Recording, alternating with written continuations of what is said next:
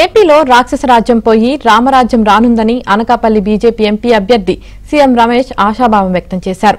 రాష్ట్రంలో దుర్మార్గపు పాలన పోయి రాష్ట్రానికి మేలు జరిగేలా ఏపీలో భారీగా పోలింగ్ జరిగిందన్నారు. క్యాడర్ను ఉత్సాహపరిచేందుకే జగన్ ఐప్యాక్ బ్లూ ప్యాక్ అంటూ మభ్యపెడుతున్నారని రమేష్ విమర్శించారు. కుటుంబ సమేతంగా తిరుమల శ్రీవారిని సీఎం రమేష్ దర్శించుకున్నారు.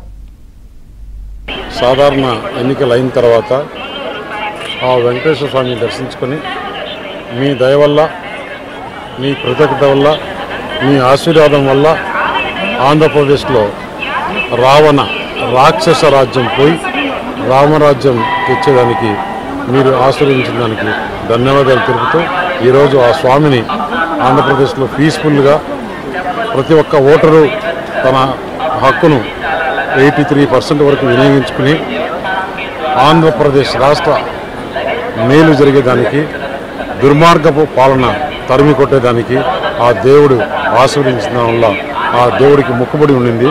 ఈరోజు తీర్చుకోవడం జరిగింది. పోలీస్ న్యూట్రల్గా ఉంటే 5 సంవత్సరాల నుంచి లేదు, వన్ సైడ్గా ఉండింది.